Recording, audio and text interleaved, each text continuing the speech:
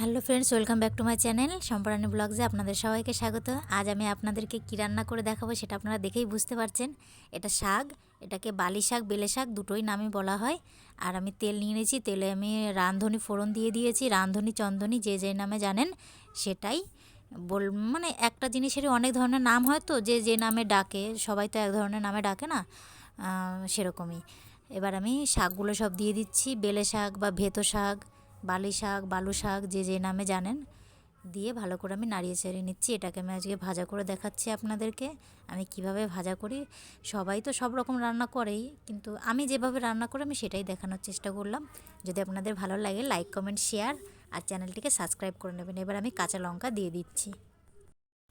আরও হ্যাঁ, একটা ভালো কথাই তো বলা হলো না, নতুন বছর পড়ে গেছে, কিন্তু নতুন বছরে সবাইকে আমার তরফ থেকে শুভেচ্ছা। ভালো থাকবেন, আগামী দিন যেন আপনাদের খুব ভালো কাটে।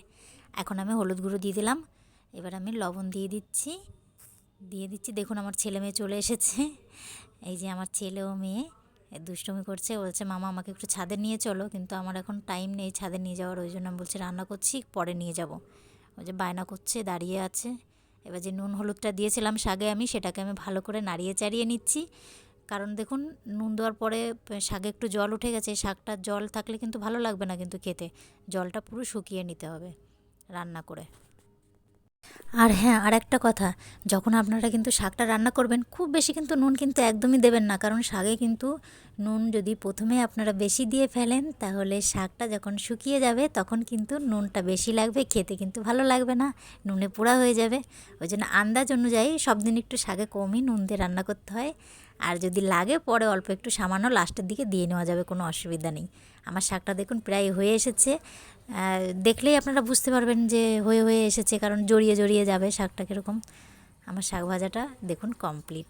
এই শাক যদি গরম ভাত দিয়ে খাওয়া হয় তাহলে বলুন তো কেমন লাগবে, খুবই ভালো লাগবে খেতে। আর আপনারা রান্না করে দেখবেন, আপনাদেরও ভালো লাগবে। সব সময় কিন্তু পেঁয়াজ, রসুন, আদা দিয়ে রান্না করলে কিন্তু ভালো লাগে না, এইভাবে রান্না করলে কিন্তু ভালো লাগে। দেখুন আমার রান্নাটা কমপ্লিট। আর এখন এই দেখুন ভাত নিয়ে আমি চলে এসেছি, আর ওই যে পাশে আমার শাক ভাজা আছে, শাক ভাজা ভাত দিয়ে আজকে আমি খেয়ে দেখাচ্ছি। অন্য দিন তো এরকম ফেলে কোনো দিন দেখানো হয়নি, প্রথমে আমি মাখিয়ে নিলাম। আর এই যে আমার ছেলে মেয়ে দুজনেই চলে এসেছে, এখন আমি খাচ্ছি। খাওয়ার ভিডিওটা দেখাতে একটু লজ্জা লজ্জা লাগছিল, কিন্তু কোনো অসুবিধা নেই, আমি তো আপনাদেরকে নিজের মতোই মনে করি, সেই জন্য দেখালাম। নিজের ফ্যামিলিকে দেখাতে তো আর কোনো লজ্জা হওয়ার কোনো প্রশ্নই আসে না, ঠিক না? ঠিক আছে, আপনারা ভালো থাকবেন, সুস্থ থাকবেন, আর আমার ভিডিওটা আমি এখানেই শেষ করছি। বাই।